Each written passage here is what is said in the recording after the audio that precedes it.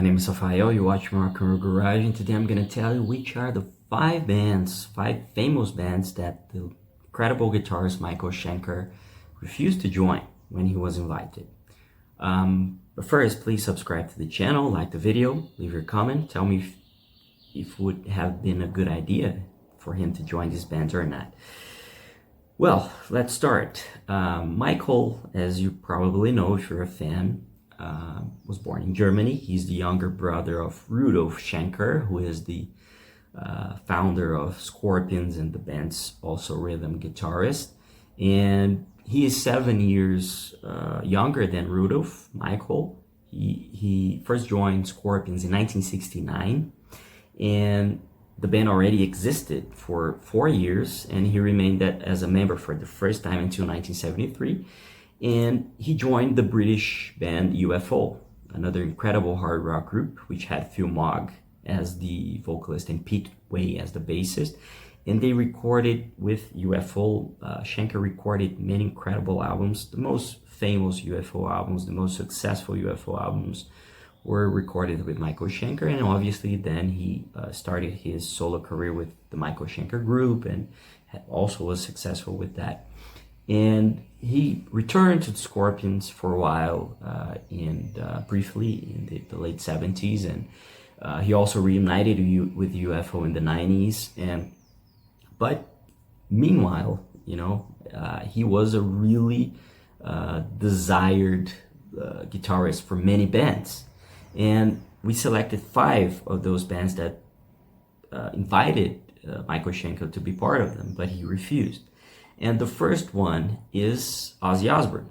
Ozzy really wanted to have Michael Schenker as his guitarist after Randy Rhoads' tragic death in 1982. And he was looking for a new guitarist, and he decided to invite Schenker. But at the time, the guitarist really was focused on his solo stuff, and he really felt like it would be better to stay as a solo act with his own band, because he would be able to play what he wanted. He wouldn't have to repeat the same formula or play songs he didn't wrote by other guitarists which were playing in the band before him. So he was willing to accept the offer, but he said in an interview with Nuclear Blast Records a few years ago that he didn't want to say no. So he asked for, something really out of what he could ask. He asked for a lot of money and a lot of other things, and obviously they would have to say no to him because it was something really that was surreal for it couldn't be offered to him. They couldn't pay him. So ultimately they were the ones who said no to Michael, Sharon and Ozzy. The second band is Deep Purple, and Deep Purple only had a few other guitarists besides Ritchie Blackmore, but obviously Ritchie was the most successful one. And in 1984, Deep Purple reunited. There was the reunion. They recorded Perfect Strangers, and they were together until the late 80s with that classic formation.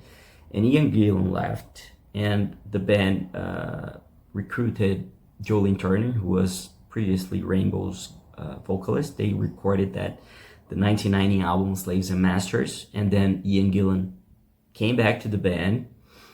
But in 1990, in the early 90s, if I'm not mistaken, 1994, Ritchie Blackmore left for good, and he never played with the band anymore.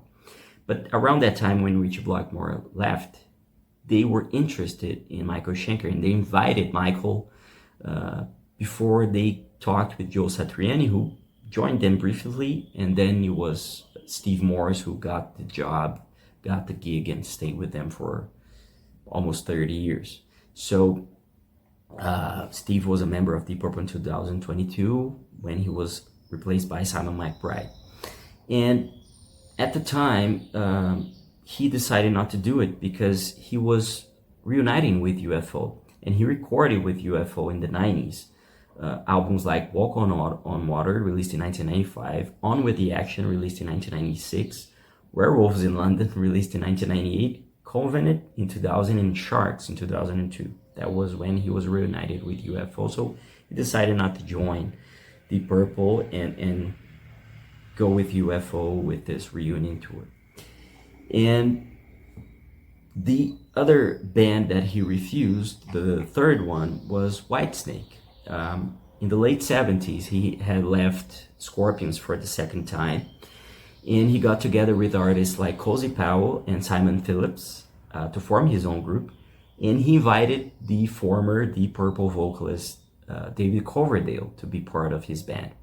But at the time, Coverdale was forming Whitesnake, and then he wanted to have Michael Schenker as the guitarist, but the musician refused the invitation, and he said that at first Coverdale was really going to be part of his band. They were talking about it, but then he decided to go with Whitesnake.